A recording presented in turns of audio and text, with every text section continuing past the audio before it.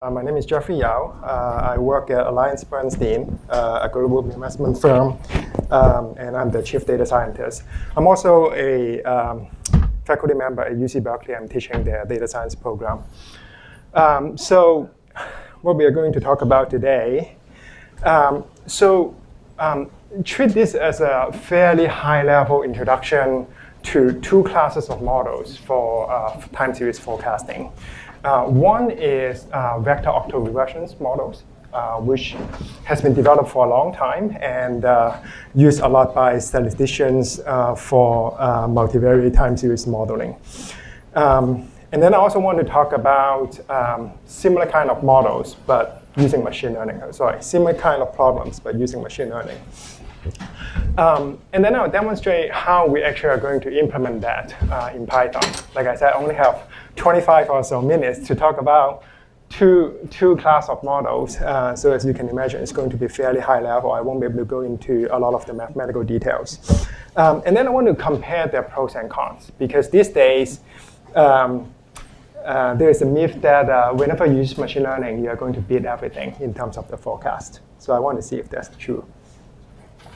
Okay, so it would be helpful, at least for this talk, that you have some understanding of the simple class of autoregressive integrated moving average model, which is the univariate version of the vector model that I'm going to talk about today, and then some understanding of neural network techniques. So the talk today will have three parts. One is the motivation of why do we need multivariate time series modeling. And then it's going into a little bit more detail on VAR, vector autoregressions. Both of them? It won't have feedback? Do you have this one on? I have this one on, okay. The light screen. But people in the back can hear me, I think. Okay. Yeah. No, don't worry about feedback. Okay, sure. And then it's very annoying. And then the second part is a particular kind of neural network called long short-term memory network, which you also saw in various talks already. And then a few remarks to compare the two. Okay, so why multivariate time series? So obviously, one of the major use of time series analysis is time series forecasting. In univariate time series forecasting, the direction is just one way. So using the past information to forecast the future. Okay, so which is just like what this graph displays. So you have, let's say, y is the variable that capture the series. All you have is the lack of the information to forecast that. Now you can have a slightly more complicated version of that, which is you also have exogenous variable, meaning other variables that their past can also help you to forecast the future of the variable y series. Now, so the univariate type model, which is displayed in this formula, which is a type of autoregressive moving average model with exogenous variable. As you can see, right, only the past of the left value of the y variable, as well as the shocks, which is denoted by omegas here, and the x's, which are the exogenous variable, can affect the current value of y. Right?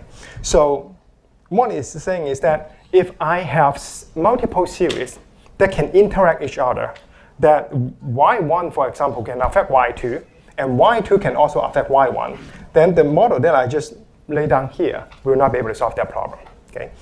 And so, in fact, we have the Nobel Prize winner talking about economic model today. So the VAR model that I'm talking about today is actually what he called the reduced form model. So meaning it is not based on a particular macroeconomic theory that drives the co-movement of multiple time series. In fact, the person who made this model very, very popular for economists also got a Nobel Prize in the same year that he got a Nobel Prize.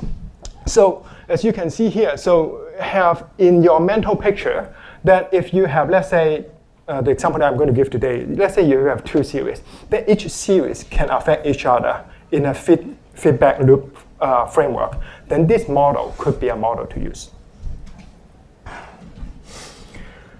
So now whenever you want to, whenever you model VAR, there are some basic steps that are good for practice. So you want to examine the data. You want to visualize the data as well. And for time series, there are special types of graphs that allow you to look at the dependency structure of the time series. And then you need to think about the transformation. Yesterday, I was in one of the talks. Some people asked about the stationarity requirement when you model time series. And I'll talk a little bit about those as well. And then, of course, you want to select your model for the forecasting. Okay? So the example that I'm going to give today, I just created this example a couple of days ago. I try to use series that are not found in textbooks or other papers. So I purposely chose this one. For example, this one, you can actually go and download the data set, and is the beer sales in the United States. So I downloaded the data from 1992 all the way to 2000, actually just 3 months ago. And it's measured in millions of dollars. And the other series that I want to use is the consumer sentiment series. Okay? So I want to model them in a co-movement way. Okay? So again, this is where I download the series as well. It's a very, very famous website that has a lot of more than 500,000 series available, published by the Federal Reserve Bank at St. Louis. Okay? So again, these two websites, you can just go and download the series.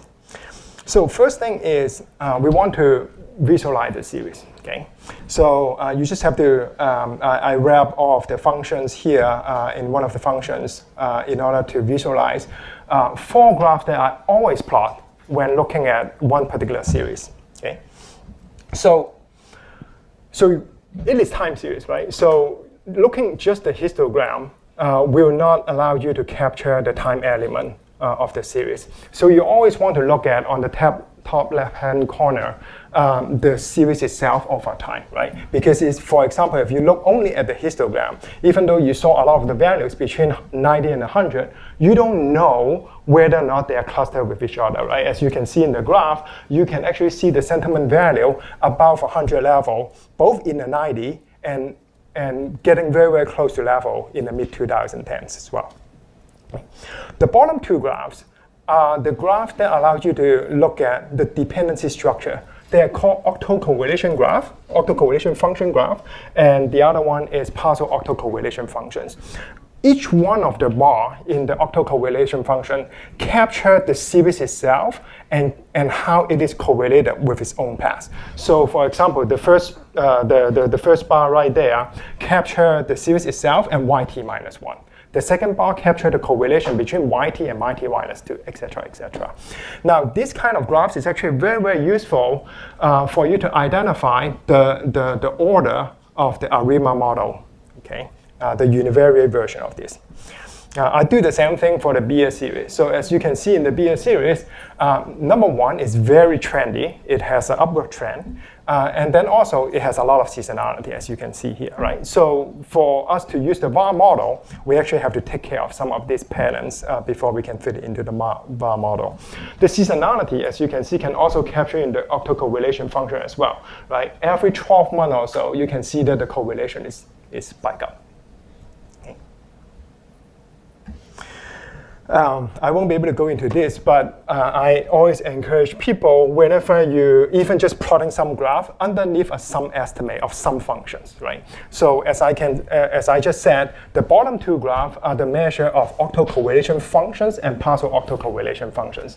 The term sounds scary, but they're actually nothing more than just estimate of some sort of correlations, as you can see over there. It's just that the correlation of the series itself and its path.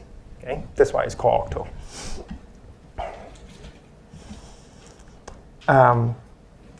Okay, so let me skip that.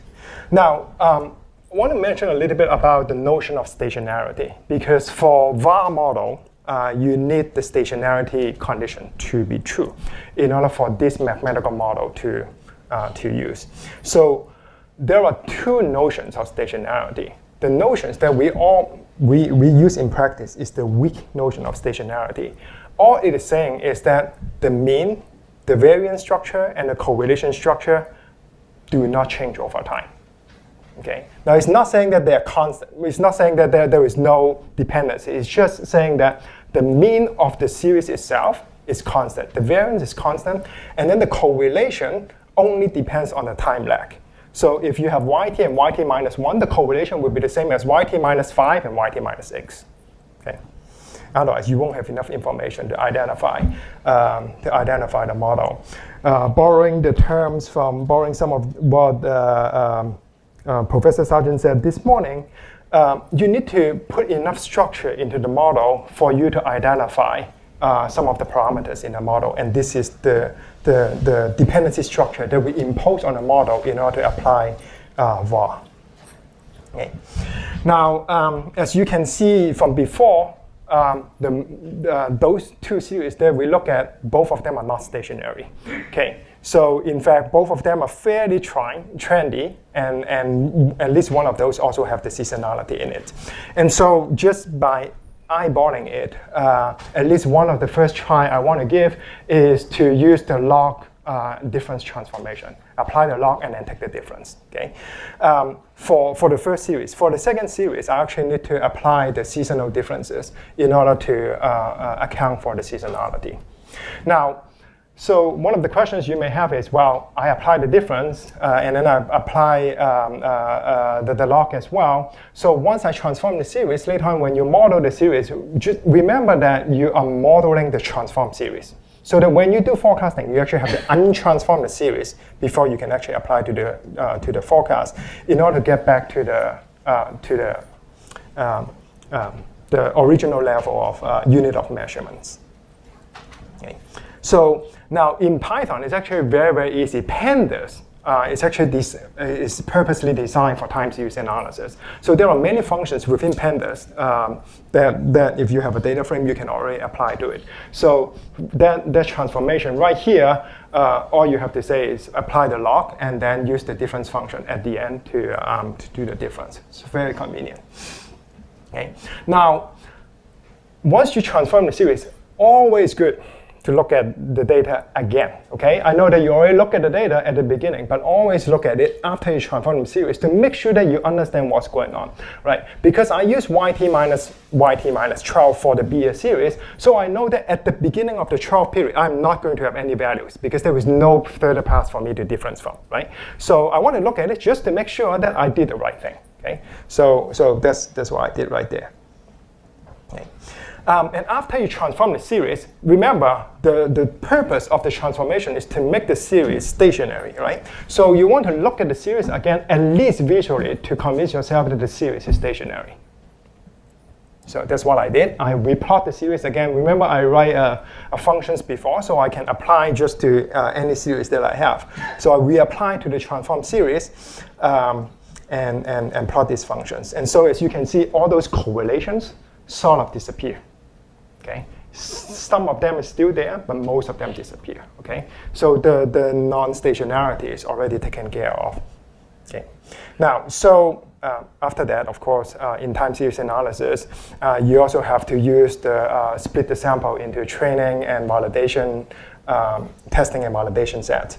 Now, in time series, you got to be really, really careful when you do that, because you cannot just randomly select out the variables because of the dependency structure, right? So what you do here is that, at least for this very simple example, I leave out a few observations at the end for me to validate my model. Okay. In real life, sometimes you have to use a rolling window. So you estimate using, you train your model using some of the history, and then you keep rolling forward in order to test your model. So, so I set out the test sets just for myself to look at. So I set out the last 3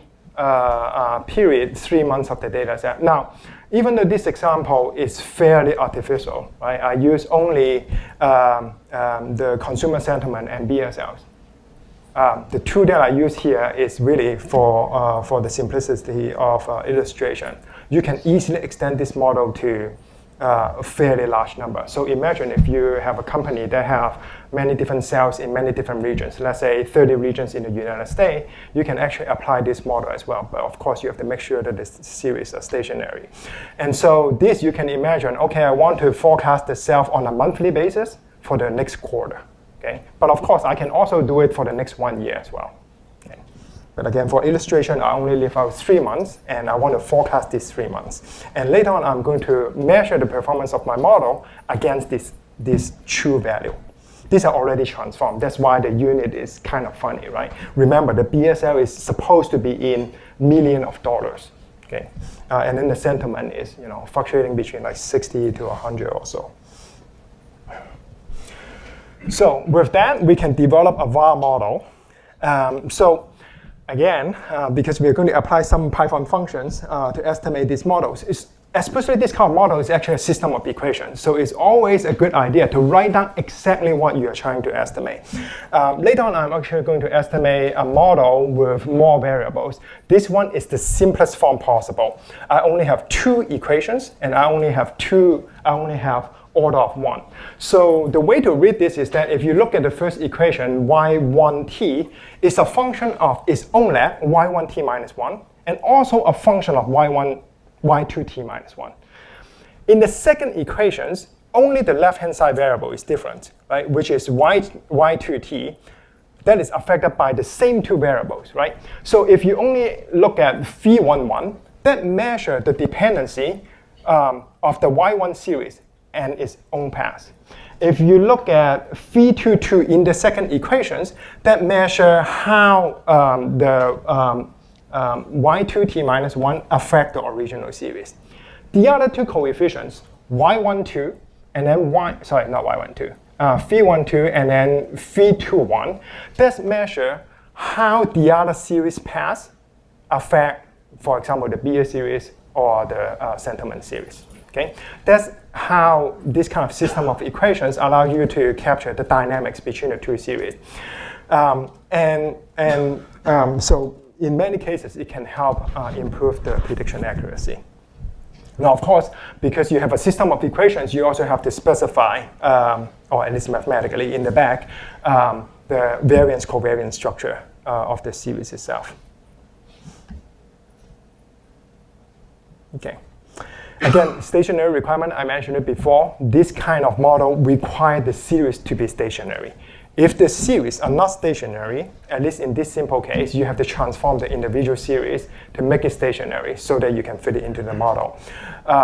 There are some other much more complicated cases that I'm not going to talk about, which if you have a background in time series, you may know of a concept called co-integrations. So if you have co-integrations among series, you actually have to use other kind of models related to this model. So cases under which VAR would be useful, well, of course, if you want to forecast a collection, of variables without explicit interpretation, interpretation of each of those coefficients, this model would help. Now, actually, the professor this morning, he already talked about economic theory versus just a reduced form model. So this is a reduced form model. In the back end, actually, there is a structural model. So the structural interpretation of the model based on economic theory is lost in these kind of models. But it's still used in many, many other disciplines, for example, engineering. Okay. If you want to test whether or not one variable is useful in terms of forecasting another variable, this kind of model can help. Okay. He also showed impulse response analysis, which you can also do in Python as well. But again, the structural shock and how that shock affect the series, that meaning is already lost. Okay. So just want to say one thing about causality here, the predictive causality. So here, what it really means is that having another series in your system help you forecast the other series. Okay, that's all it is saying. It is not saying that when y2t minus 1 move, it will affect yt minus 1. Okay, y1t. Okay, that's all it means. Okay, so the model that I'm actually going to estimate is this model. So it has 3 orders, still 2 equations. I just have 2 more legs into it. So I have yt minus 2 and also a yt minus 3. So in Python, to estimate this model, so I use the libraries called stat models. Stat models actually have many useful regression types functions in it. One of those is varmax model. So I use the TSA under the state space library, the Vector Autoregressive, and it also has a moving average component. But I'm only going to specify the autoregressive component. So all you have to do is, when you call this API, you fit into the API the series that you want to estimate, and then the order as well. And whether or not you have the trend. So after you define a model, then you can fit the model, okay? And you can print the result. For whatever reason, it doesn't look out as nice, but if you, in my Jupyter notebook, it's actually printed out very nicely, okay? For whatever reason, when I render into the slide, the width is not big enough. So each of these, it gives you, first of all, the equation, the model that you estimate, the number of observations, as well as the estimate of all of the coefficients, okay? So after that, well, you may wonder, why do you choose 3, var 3? Why not 4? Why not 2? Why not other orders, for example? So there are different methods to select the model. So in the case of var, this is called order selection. So all you have to select is the p, right? How many orders, how many leg orders you want. And so one way to select that is to use some sort of information criteria, AIC, BIC, and then other information criteria as well. Some are more punitive than the other. And so you can literally estimate a range of model, select your final model, and then apply it to the original model and print out the result, which is exactly what I did actually. Okay. Now after that, you have to diagnose your model, right? Because after all, we put some fairly stringent structure on the model. You want to make sure that the underlying assumption is true. Now luckily for this kind of model, if the residual of this model sort of look like white noise, then it sort of gives you a confidence that the underlying assumptions of these models are true. So what I did was, after you estimate a model, under the model object, one of those is actually the residuals. So you just have to print out the residuals and then plot the graph to make sure that it sort of look like white noise, okay? So, which is IID normal random variable, okay? Which is what I did here. Both of them actually look like white noise. Of course, you can also apply some more formal tests to make sure that the normality assumption is true, the homoscedastic assumption is true, and also the no serial correlation assumption is true, okay, for the residual series. Okay. I just plot this for the sake of just plotting it. You can do the impulse response functions here, but like the professor said this morning, if it is not a structural var, some of the meaning is lost. Okay, forecast. So after I estimate a model, again, if you only look at the code, sometimes you can get lost because I apply the differences and then differences are in different order, and then I also apply the log as well. And so sometimes it's easier if you write it down so that you can reverse transform to make sure that what kind of formula you need to write down in your Python code before you transform the series. So just a few lines of algebra, you know that after you estimate what I call z here, okay, if you want to get your series, if you want to get your forecast, you have to exponentiate that difference and then multiply by the series plus whatever left, okay? I find it easier if you write down the math first before you go to write down the code. Okay, and then I also write down the formula. Sorry, the very first model I tried is actually var 1, but as you can see, I actually tried var 3. Okay, I just What do I have here? Okay, well, this is actually the forecast of the series. Sorry, the label is not good. The one on the right-hand side is actually the forecast. This is the forecast of the sentiment series. As you can see, using a simple VAR model like this already have a pretty good performance, okay? Where's my BS series? I actually have a BS series as well, but oh, maybe it's right here. Okay. So after I do that, you have to calculate the forecast error. I calculate this as a benchmark because later on, well, a few more minutes, I need to talk about the neural network model. I want to see whether or not I can beat the forecast. In this case, the root mean square error is 176. Remember, these are in millions of dollars. Okay, and when I check in the last several months, the BSL is around 4.5 billion US dollar. So 176 is 176 million dollar on average. Like this model is off. Okay, for 1 month forecast. Okay, so for the next 3 months. So if you divide that by the amount, which is less than 5% of the forecast error. Okay, using a very, very simple model that I actually haven't really tuned it. Okay, now this part is going to be fast because I just want to make sure you know how to implement it. There are two other talks that also, at least two other talks that I've been to, that also talk about LSTM.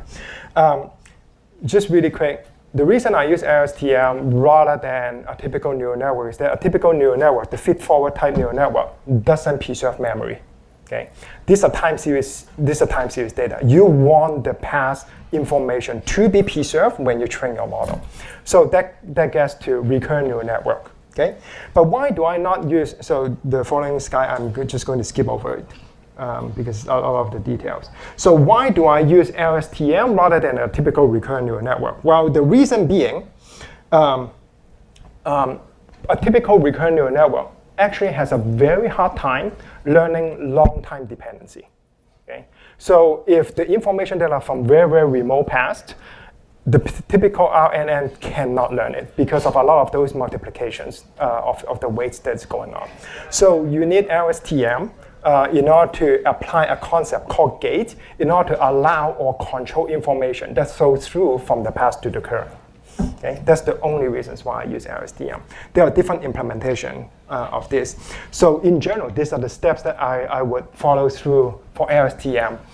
Now, this kind of model is a lot more difficult to specify versus the VAR model that you see. The VAR model that you see are literally, I have the series, I plot the series, I specify the model literally in a couple of lines, right? Now, this kind of model, first of all, because everything within a neural network should be considered as a tensors, okay, vectors, if you will, or high-dimensional arrays. So you have to make sure that your data set is conformed into those formats. So Joe yesterday talked about a lot of data pre-processing, which is definitely true here. Okay. So again, I need to load and parse the series. I already loaded, right? It's the same example. And I formulated the series using the RNN as well. So here is how you need to write at least a few lines in order to convert your code that is suitable for this kind of problem. Okay, because the neural network itself would not be able to tell what legs do you want to use as the input features. So you have to specify the features yourself, what information to look at. Okay, I split it. Now, scaling the series. So previously, I didn't do scaling, right? In the VAR model, what I did was I transformed the series so that it is stationary. Here, on the other hand, there is no requirement about stationarity. Although, if you fit a series that is stationary, it's easier for the model to learn, but it's not a requirement. And in fact, in my example, I did not transform into stationarity. The only thing I did is to scale the series. You have to scale the series because a lot of the weight in the series, you don't want the unit of your series to be too different from the weight. Okay, mine is like several thousands, right? As you can see before, and so there are different scalar that you can use. In this case, you apply some scikit-learn. I just use the standard scalar in this case. Min-max is another one that I use a lot as well, but in this case, I chose the standard scalar, meaning you normalize the series to have mean 0 and standard deviation of 1. Okay, okay, okay. This is the key point I want to mention. So to specify the model itself, there are several elements you want to specify. The number of neurons, the layers that you want to use, the activation functions you want to use, how many layers, as well as the two important things, the loss functions. In this case, I use mean square error, as well as the optimizer. Okay, these are the things you have to choose. Of course, each and every single one of these can be tuned. And so that's why this kind of model is so much more difficult to specify than the other one. Okay, then you train the model, and then you produce the forecast. So here, actually, for the very first, I'm done. So the very first one that I trained actually performed much worse than the other one that you just saw. But then I continue to try to optimize the model. So I include the complexity of the model to include more nuance. In this case, I actually was able to beat the original forecast. So the lowest MSE that I got is actually 124. Okay. So let me jump to, no, not yet. Not yet, not yet. Don't look at fresh yet. Okay, comparison of the approach. So really quick. VAR model. So VAR model would be useful for financial time series forecasting if you want to model them in a system of equation way. However, there are many problems that can be solved by neural network that cannot be solved by VAR model. I just listed a few here. For example, time series classification. VAR model, I've rarely heard people use VAR for time series classification. Anomaly detection, you can also see people use VAR. But then, of course, LSTM, even in other talks, you saw people apply to NLP, you saw people apply to image processing. So VAR model is not possible. Okay? The model is a lot more difficult to train compared to VAR, but VAR is very easy, and for many of the series, it actually works really well. Okay? I'm running out of time. Unfortunately, Professor took up all of my time. So thank you. That's all I have. We are hiring as well.